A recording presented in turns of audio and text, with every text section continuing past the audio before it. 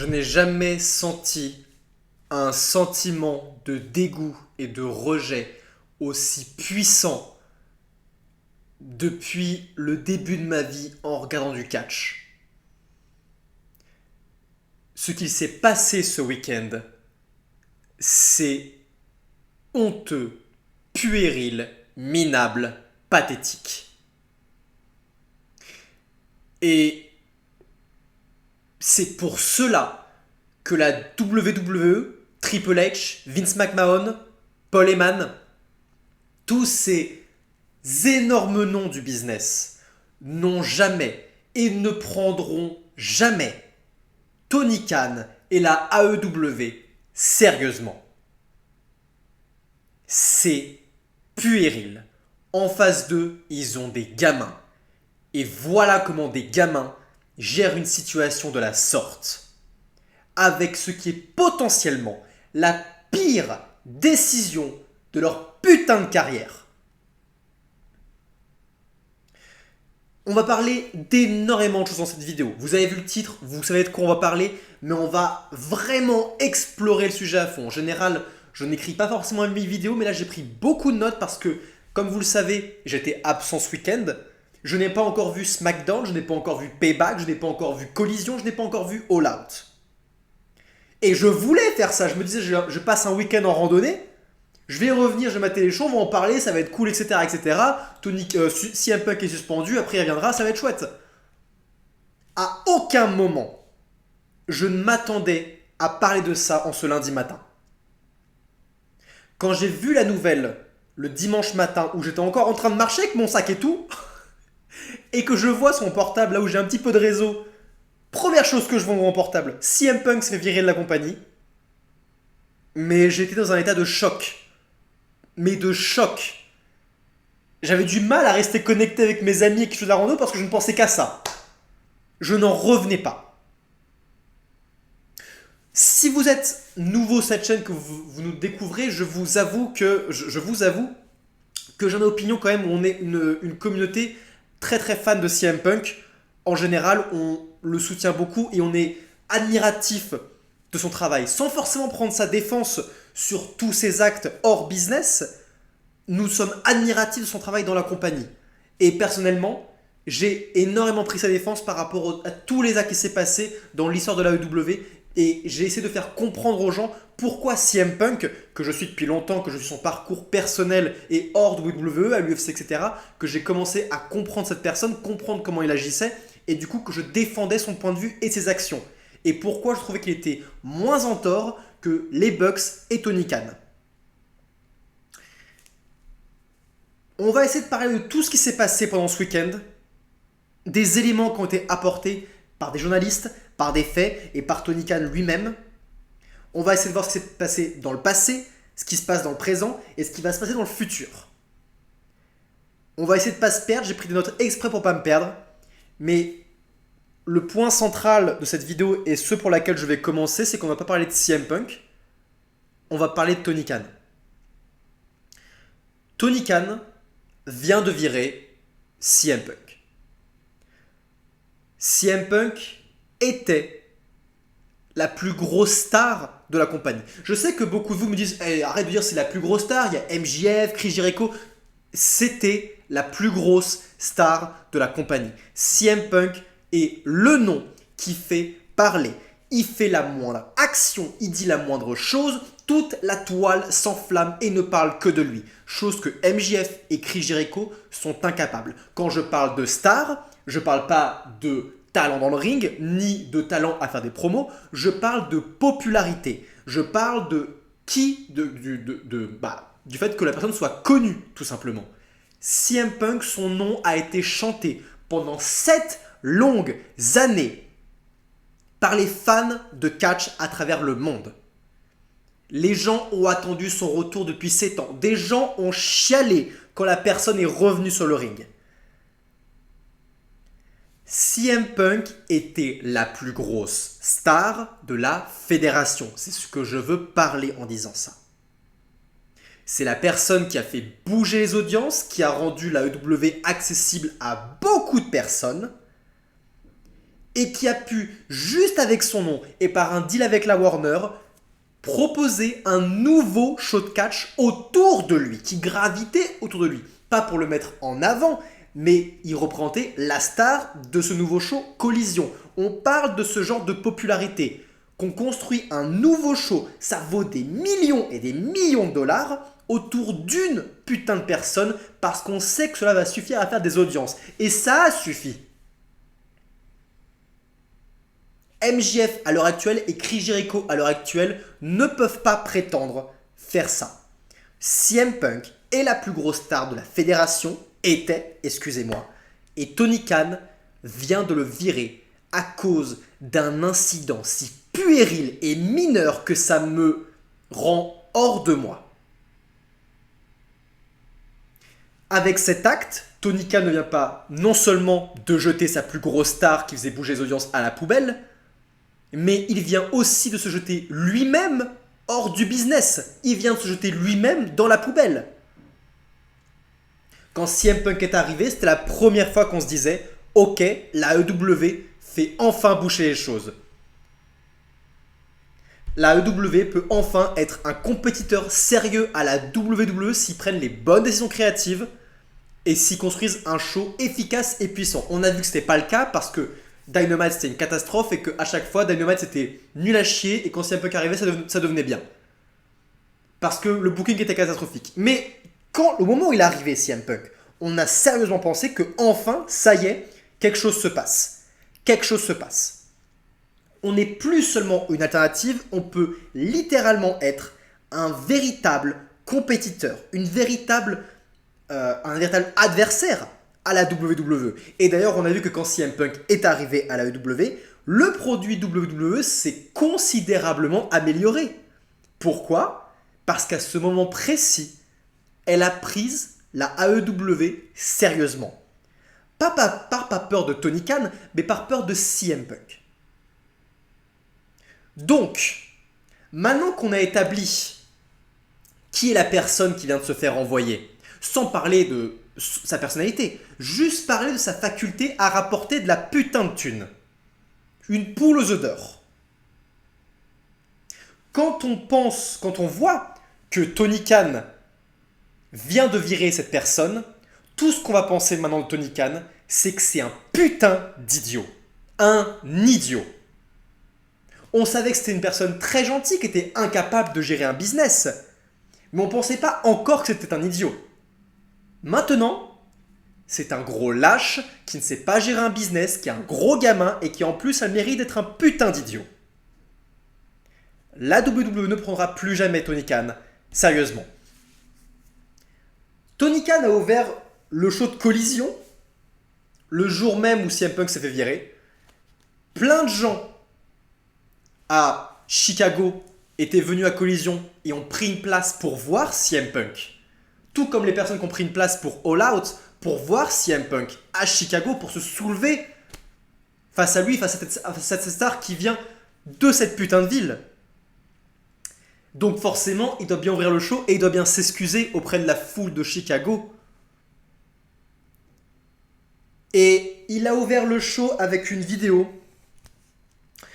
expliquant ses faits. Il lit clairement un prompteur. Ce ne sont pas ces mots qu'il dit. Ce ne sont clairement pas les mots de Tony Khan. Parce que ce qu'il dit dans cette vidéo, il le dit sans émotion, avec ses gros yeux écarquillés comme d'habitude. Ce qu'il dit, c'est des choses qui sont écrites par un avocat. Franchement, réécoutez ses propos.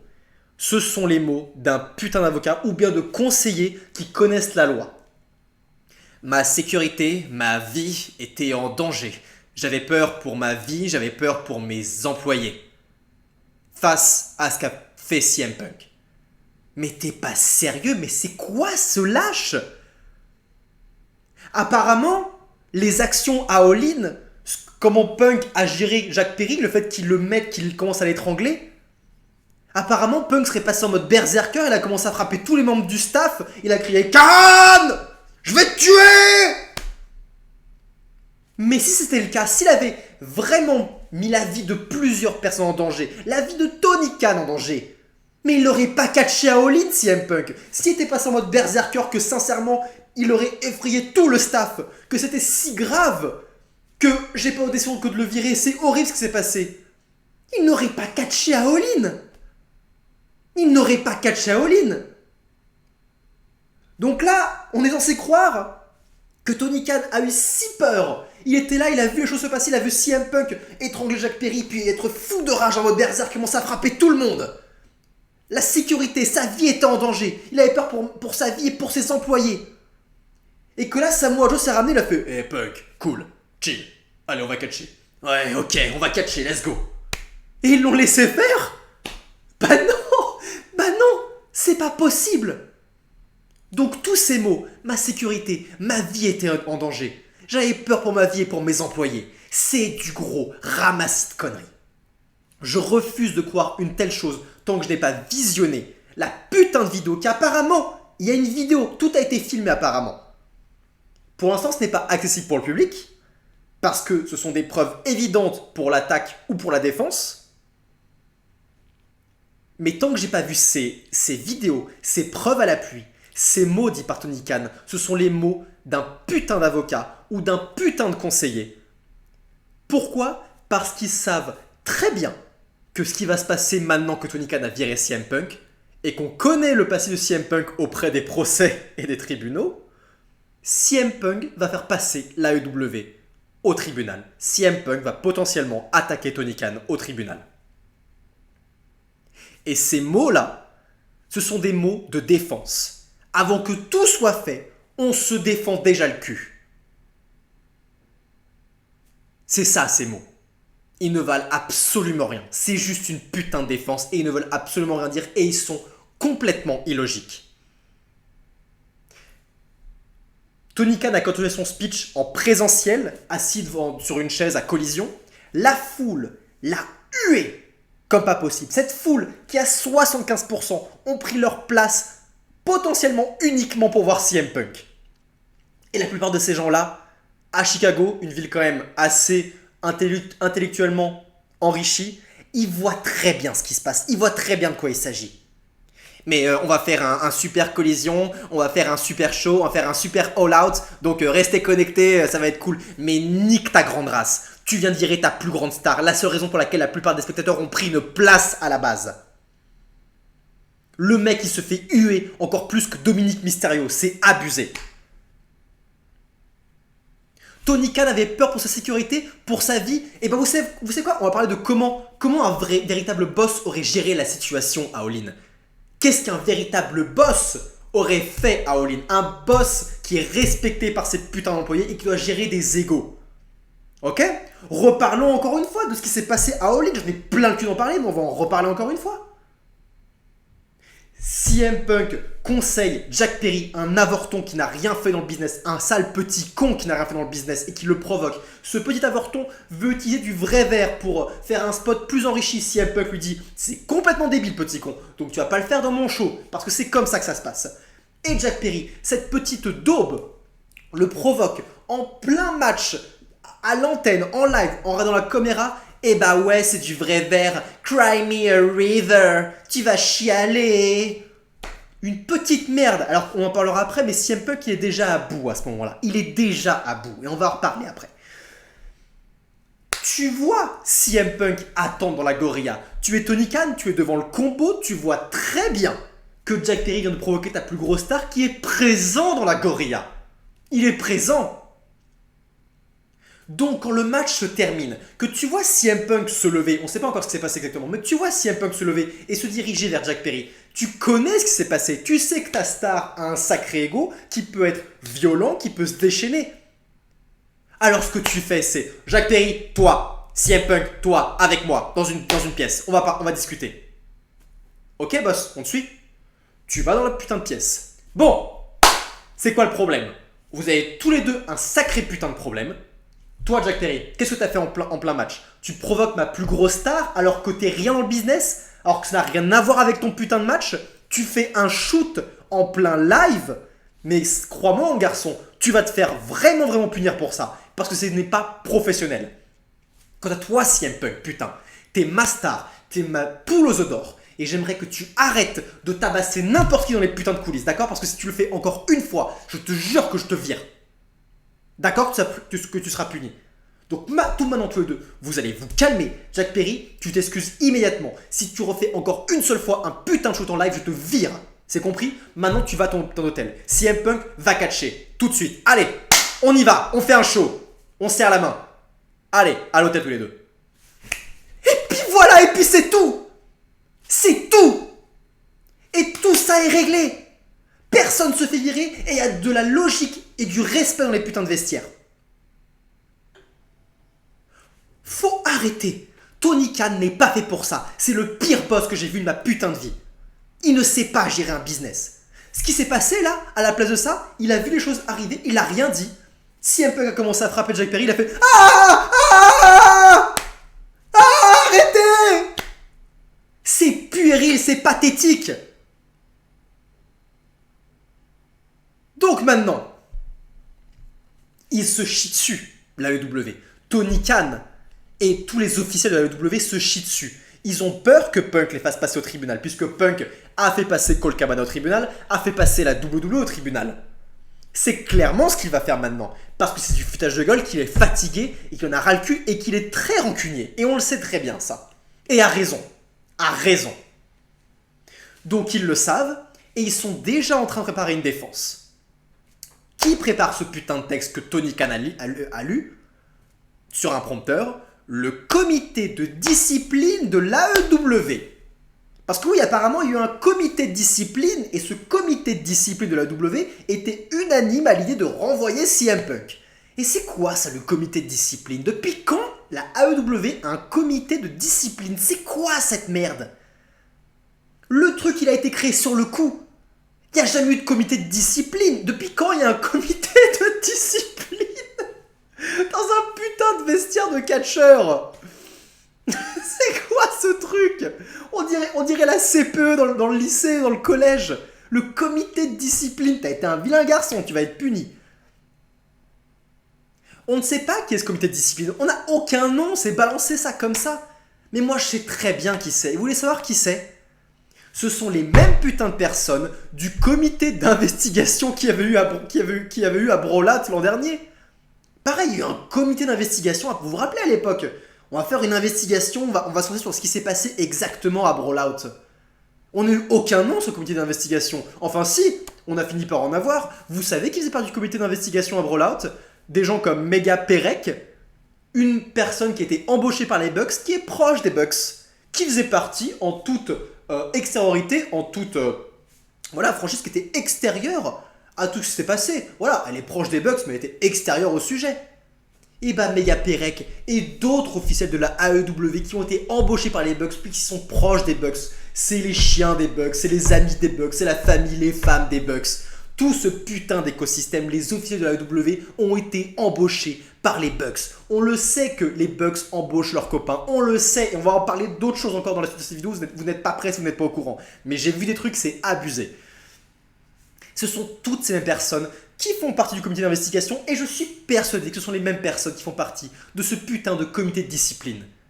Des gens qui ne sont pas du tout honnêtes et qui ont déjà un parti pris de protéger les Bucks et d'être des anti-punk, dont on attend le bon moment, la bonne occasion pour se débarrasser de ce problème.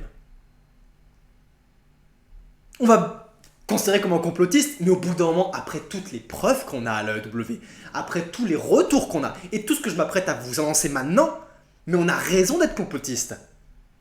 Parce que c'est une putain de honte et que ça n'a aucun sens, aucun intérêt de virer la plus grosse star de la compagnie. Parce que John Cena a foutu une tarte à un jobber, on va le renvoyer de la compagnie alors qu'il rapporte des milliards de thunes. Ça ne fait aucun putain de sens. Qu'on soit bien d'accord.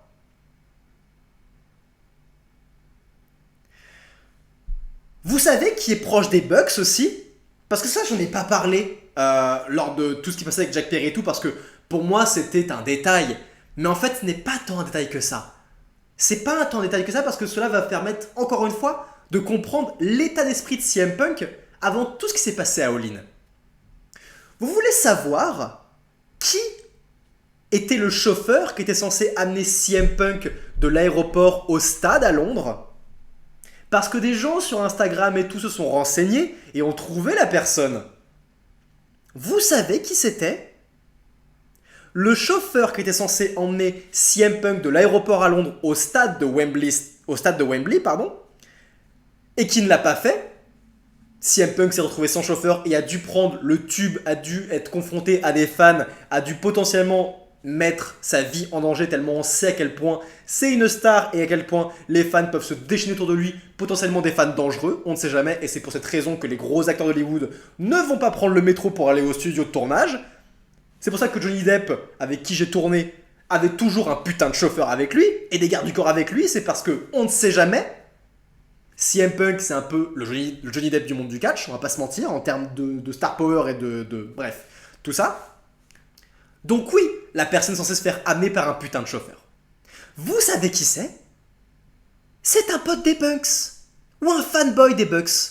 On a trouvé des photos de lui en tenue de Bucks avec des posters des Bucks derrière. C'est aussi un mec qui s'est fait employer par les Bucks. Et au bout d'un moment, parce qu'on va continuer à en parler, il commence à avoir de sérieux éléments qui font penser que tout cela depuis le début, les événements d'All-In, le fait que CM Punk n'a pas de putain de chauffeur, qu'il soit dans un état un peu énervé, que tout cela ait été préparé par l'élite. Je dis pas que c'est la vérité, peut-être que c'est juste des coïncidences, mais on peut avoir de sérieux doutes là-dessus. Parce que je vais peut-être vous apprendre autre chose, mais vous savez ce qui était censé se passer les quelques jours avant All-In? Il était censé se dérouler un entretien entre l'élite, Tony Khan et CM Punk à Atlanta. Quelques jours avant All-In pour enfin enterrer la hache de guerre. 1 an après les événements Brawl Out. Pour qu'on discute à plat de tout ça. L'élite a annulé l'entretien. Quand je dis élite, c'est pas forcément juste Matt Jackson et Nick Jackson, hein. Je parle du clan de l'élite et ceux qui la représentent aussi. Ils ont annulé l'entretien. Ils ont annulé l'entretien pour enterrer la hache de guerre entre les vice-présidents et la plus grosse star de la compagnie, alors que ça aurait fait du bien à tout le monde. Suivi de ça, Punk voyage à Londres, un peu énervé, un peu agacé de voir qu'il ne continuera toujours à être avec des enfants. Personne ne vient le récupérer. Je me doute qu'il se renseigne de qui est son putain de chauffeur et qu'il voit que c'est un pote des Bucks. Il commence à être sincèrement énervé. Il est perdu. Il doit prendre le métro où il voit des fans et il met potentiellement sa vie en danger. Là, il arrive au stade de Wembley. Il regarde l'écran. Il regarde le pré-show et il voit ce petit merde de Jack Perry. Lui fait « C'est du vrai verre, cry me a river ». Les Bucks, ils savent que Punk, c'est quelqu'un de violent. J'ai beau prendre sa défense, j'ai beau adorer cette personne, CM Punk est quelqu'un de violent avec un sacré ego. Et quand il a un problème et que personne supérieur à lui ne le règle, il va le régler à sa manière. Il savait, avec tout ça, qu'il allait avoir un incident à All-In. On pourrait même penser que c'est l'élite qui a dit à Perry de provoquer Punk en plein match. Et honnêtement, ce serait pas surprenant. Parce que l'élite a fait exactement pareil à l'époque de Brawl Out. Vous vous en rappelez? À l'époque de Brawl Out, quand ils sont revenus, première chose qu'ils font, quand ils reviennent après plusieurs semaines de suspension, pendant leur match, ils se foutent de la gueule de CM Punk en plein match. C'est leur dada. Et qu'est-ce qu'ils ont fait là à Rampage? J'ai pas encore vu vraiment d'évidence. On peut croire que c'est un peu plus subtil que ça. Mais apparemment, ils sont aussi foutus de la gueule de CM Punk en faisant le geste de la victoire alors que Tony s'est fait virer. Franchement, qu'ils aient dit à Jack Perry, eh vas-y, fous-toi de sa gueule en plein match. Ça leur ressemble tellement. Et le fait que Tony Khan ne voit rien de tout ça, complot ou pas complot, hein, coïncidence ou complot, ça ne change rien au fait que Tony Khan ne voit rien de tout cela. Il voit pas le fait que sa star commence à en avoir plein le cul parce qu'il traîne avec des putains de gosses, il doit bosser avec des putains de gosses. Que c'est une personne violente qui peut disjoncter à n'importe quel instant. Il ne voit rien. Tout ce qu'il voit à All-In, c'est sa star étrangler un petit jeune. Et il fait « Ah ah !» J'ai peur pour ma vie. Aidez-moi. C'est pathétique. C'est pathétique. Je suis en train de le dire. J'en reviens même pas de ce que je suis en train de dire. C'est cinglé. Il est cinglé. Stupide. Puéril. Comment tu peux avoir peur pour ta vie? À quel instant? Vince s'est fait frapper directement par Bret Hart dans le passé et par plein d'autres catcheurs. À quel moment il va les renvoyer pour ça? Ce sont ces catcheurs qui lui ramènent toute la thune du monde et qui ont fait sa réputation, bâti sa réputation. Si CM Punk pète un câble, c'est parce que tu ne fais rien, Tony Khan. T'as rien fait pour l'empêcher. Rien du tout. Et que c'est la seule personne qui a suffisamment de couilles pour se relever et pour affronter les vice-présidents droit dans les yeux, en les dénonçant droit dans les yeux. La seule personne dans ce putain de business, dans ce putain d'écosystème de merde, qui a les couilles de les affronter en direct et de leur faire avaler leur putain de mort parce qu'il en a ras le cul de traîner avec ces gens. Tout ce que tu vois, c'est le fait que c'est la violence. Oh mon Dieu, de la violence! Mais c'est pas surprenant. Tony Khan, c'est cette personne qui s'est déguisée en Orange Cassidy à Halloween. Bon, on a parlé de complot, on a remis les faits, j'ai mis un peu de défense sur CM Punk, j'ai expliqué pourquoi cette décision est stupide. On va parler un peu de l'avenir maintenant. Parce que le mal est fait, CM Punk se fait virer, c'est comme ça, c'est terminé. L'avenir, c'est probablement un procès qui nous attend. Et on va parler du procès. Sûrement qu'il va y avoir un procès. C'est même sûr et certain. On va potentiellement aussi avoir encore un podcast comme à l'époque où CM Punk, et j'espère qu'il va le faire, on va avoir sa vision des choses et il va te dire dinguerie sur un podcast. Probablement ensuite Jim Cornette qui prend sa défense depuis longtemps et qui est très connu, qui est très populaire. Un podcast où il va pouvoir expliquer en long, en large et en travers pourquoi travailler à la EW c'était horrible pour lui. Mais maintenant que tout cela est fait, maintenant que Tony Khan, pour encore une fois enfoncer un peu plus ce dernier, on va juste se dire, cette décision, qu'est-ce qu'elle entraîne? Qui c'est qui gagne et qui c'est qui perd face à cette décision? C'est vrai, on pourrait penser qu'il y a des gagnants et des perdants. Qui gagne?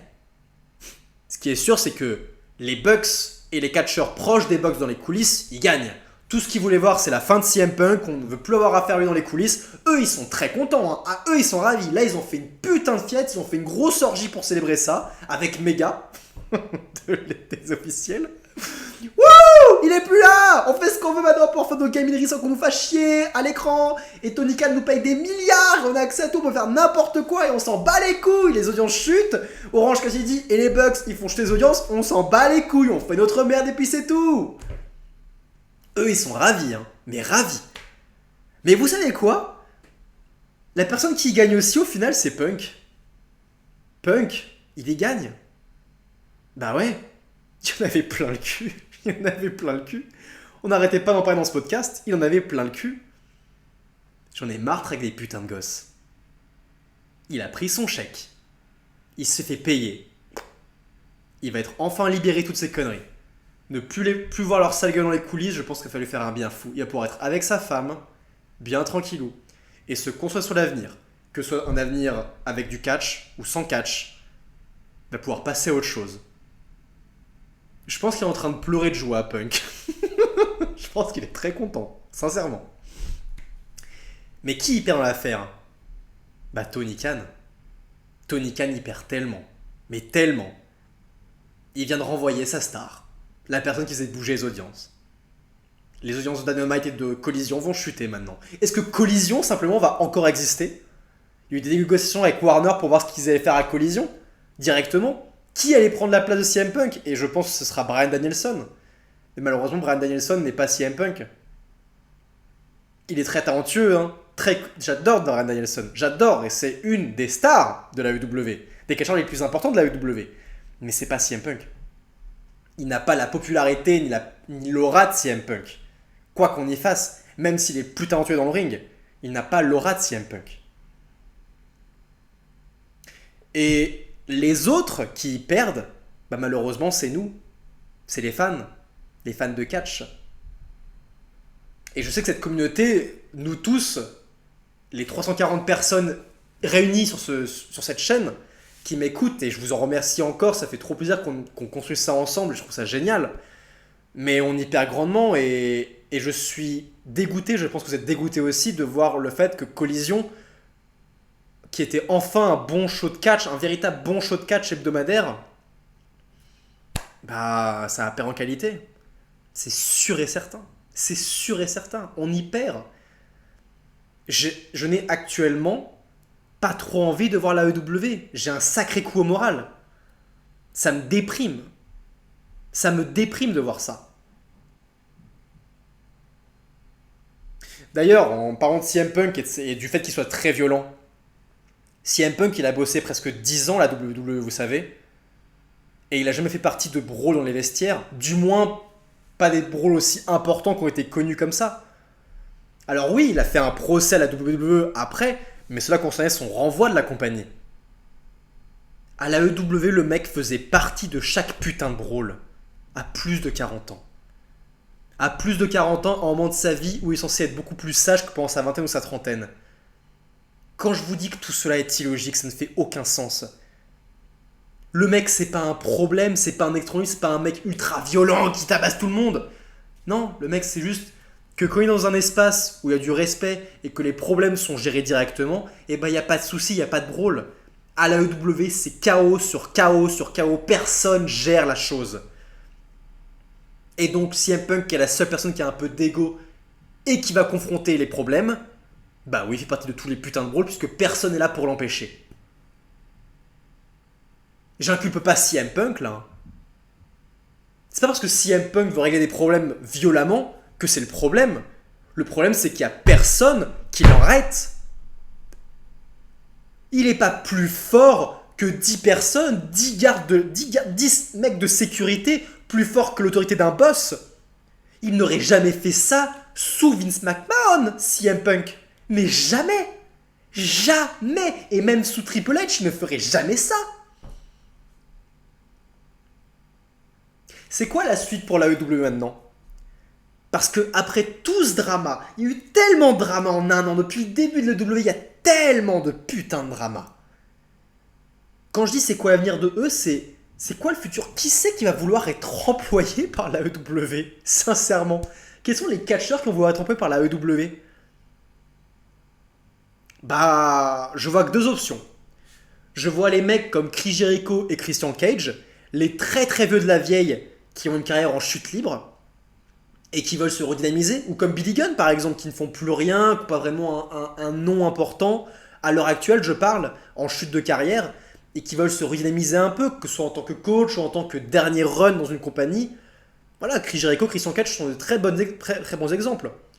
Ou bien, ce sont les très très très très jeunes qui veulent bien jouer au catch avec l'élite. Jouer au catch, ce sont des gymnastes qui font des sauts périlleux partout. Alors eux, oui, ils vont être accueillis avec grand plaisir. Ils vont passer leur meilleure vie dans les vestiaires, c'est bien sûr. Mais tous les catcheurs en plein prime, tous les catcheurs qui peuvent être des potentiels putains de draws, les LA Knight, les Roman Reigns, les Seth Rollins, en pleine trentaine, en début de quarantaine, en plein prime, des personnes hautes, mais ils ont aucun intérêt à aller à la AEW. Ils vont être au cœur d'un écosystème de merde géré par des gamins jaloux et puérils qui vont enterrer leur putain de carrière. Je le répète encore une fois, mais à votre avis, pourquoi Cody Rhodes s'est barré de la AEW? Il ne se prononcera jamais. Parce qu'il sait que ça peut faire de l'ombre à son nom et que maintenant, la chose a été faite, il a WWE, il est hot, et il veut pas enterrer ses anciens potes. Il n'en parlera pas. Mais la principale raison, c'est parce qu'il a très bien vu qu'il est à son putain de prime, Cody Rhodes. Il est à son prime, il peut devenir quelqu'un de très important, il le sait, et il voyait très bien qu'il ne pouvait pas le faire dans cette compagnie. C'était impossible. Les Bucks, eux, ils sont persuadés que ce sont des draws, hein, mais ils sont persuadés, ça se voit à leur putain de gueule. Ça se voit à quel point, comment ils se comportent, comment ils parlent, comment ils agissent. Vraiment, t'as l'impression qu'ils pètent plus haut que leur cul, qu'ils se prennent pour des gens très importants en business, alors que ces personnes, c'est puéril, et qui ne sont pas importants pour les fans de catch, et même pour les fans de l'élite, depuis de nombreuses années. Ça fait 2 ans qu'ils ne sont plus importants, l'élite. C'est puéril, ce sont des merdes, mais de... Je suis désolé, je m'énerve, mais je trouve ça mais scandaleux, je ne comprends pas comment on en est arrivé là. Le futur de CM Punk, c'est quoi? Soit un arrêt total de sa carrière au niveau du catch parce qu'il en a ras le cul et que ça l'a dégoûté de seconde fois. Soit il accepte de rebosser avec la WWE, s'il accepte d'enterrer l'âge de guerre avec Vince McMahon, ou alors qu'il voit que Vince McMahon n'a plus autant de pouvoir qu'à l'époque, que c'est bien Triple H qui gère la situation maintenant. Il pourra accepter de rebosser à la WWE pour énormément d'argent, pour un contrat de 2 ans, 3 ans, pas plus, un truc où pour être hyper hot. Actuellement, Punk est hyper hot. Si Punk arrive au Rumble ou Punk arrive à la WWE n'importe quand, mais vous imaginez même pas à quel point ça va déchaîner les fans de catch. Que ce soit un face ou un heel, mais ça va exploser. Ce serait putain de hot. Tout le monde va mater la WWE. Parce que imaginez, Cody Rhodes contre CM Punk, Roman Reigns contre CM Punk, Seth Rollins contre CM Punk, LNI contre CM Punk, Gunther contre CM Punk. Ça va exploser. Les audiences et la hype autour du produit WWE va exploser. On s'en fout du créatif. Juste, on parle des potentielles affiches et du fait que le mec soit de retour ici. Après tant d'années. Et après avoir dit des horreurs sur la WWE, après les avoir enterrés, n'avoir fait que les provoquer dans des interviews et tout. Imaginez le boom que ça pourrait faire.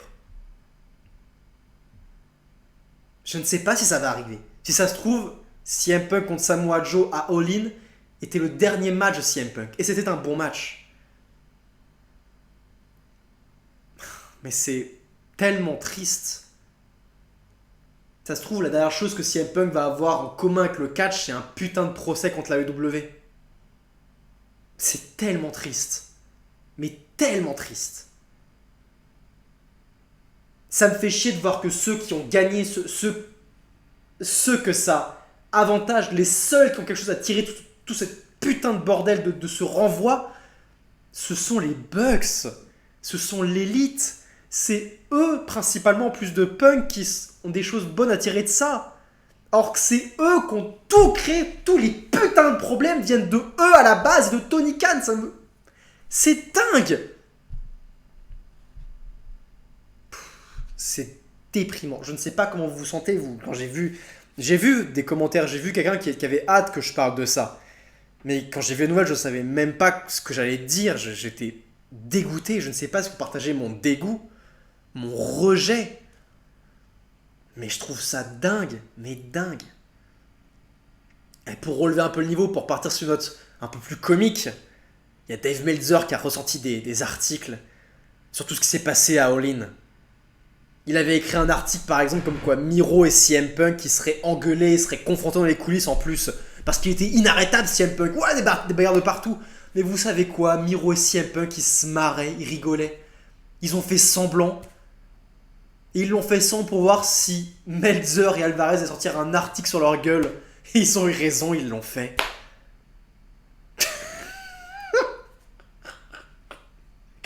Ils ont dû se marrer en voyant ça. Mais du coup, il y a d'autres versions qui sont sorties sur ce qui s'est passé à All In. On va les passer en revue rapidement. Mais je vous ai raconté la version que j'avais lue, celle qui apparemment est la version du clan Punk. C'est-à-dire que Perry aurait confronté Punk. Punk lui aurait fait « T'as un problème, t'as quelque chose à me dire ?» Situation qui s'envenime et Perry qui fait « Bah ouais, qu'est-ce que tu vas faire à propos de ça, Punk? Qu'est-ce que tu vas faire ?» Et que du coup, Punk l'étrangle, Perry l'étrangle en retour et Punk le maîtrise. Ça, c'est la chose que je dois raconter. Mais à l'autre version du clan Perry, qui est que Punk aurait directement confronté Perry droit dans les yeux une fois que le mec revenait dans la gorilla. Punk l'aurait directement agressé en mode « T'as un problème? T'as un problème, Perry? T'as un problème ?» Perry a fait « Bah non, c'est bon, je voulais juste faire un truc en mode avoir un peu de hit en tant que heel, du gros bullshit. » Et que Punk, du coup, aurait commencé à le martyriser et apparemment, qui aurait fait des coups hyper maladroits qui aurait fait aucune égratignure, aucun dégât à Jack Perry, genre le truc qui humilie Punk quand pas possible. Le mec, en plus d'être un gros violent, il est incapable de faire des dégâts, quoi, le truc qui est ridicule. Et puis il y a toute une histoire où apparemment il y a Brody King qui est proche de CM Punk, qui se serait ramené, qui aurait été furieux de voir tout ça, et qui aurait potentiellement cassé sa main en frappant dans un mur. Mais après, d'autres trucs ont dit que non, en fait, il s'est cassé la main pendant son match, qu'il fallait pas croire que Brody s'était pété la main en frappant dans un mur. Et Brody King a fait, mais par contre, oui, j'étais furieux et du coup, j'ai shooté dans une poubelle. Ça fait aucun sens. On s'en bat les couilles, les mecs, ils font des articles sur ça, mais c'est en mode, mais ouais, on peut se remettre sur le problème, s'il vous plaît.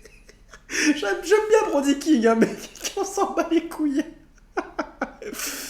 Et puis, il y a une autre version, peut-être la meilleure, qui dit que Punk aurait frappé Perry après l'avoir étranglé, et puis que là, fou de rage, il aurait plongé sur Tony Khan pour l'agresser, et en criant « I quit! I quit! J'arrête! J'arrête! Je démissionne !» Une version qui est probable. Parce qu'encore une fois, on a vu que CM Punk, il y en a plein le cul. Il se fait annuler son putain d'entretien avec l'Elite à Atlanta. Le putain de chauffeur, pote des Bucks, ne vient pas le prendre à l'aéroport et met sa vie en danger pour arriver au stade. Une petite merde, Jack Perry, le provoque en plein live. Le mec, il est sanguin. Tu m'étonnes que là, ils sont en mode, mais I quit. Moi, j'y crois à ça. J'y crois au fait que Punk écrivait ça dans les vestiaires.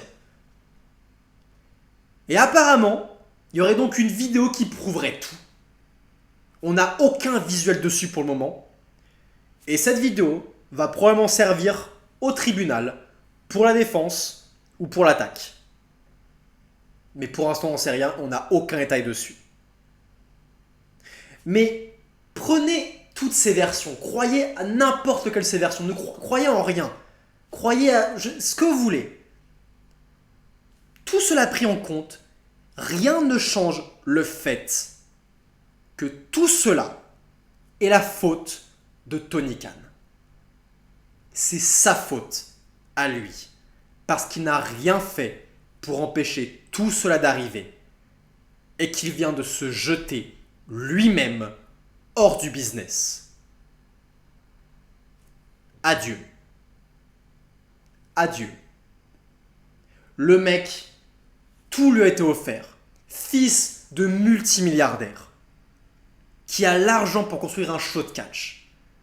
Le mec, rien le fait que ce soit une alternative à la WWE, des fans sont prêts à remplir un stade à Wembley par geste politique alors qu'ils n'ont aucune carte sous les yeux. Le mec, tout lui est offert pour réussir. Il arrive à obtenir CM Punk. Il arrive à obtenir la meilleure putain de star du show.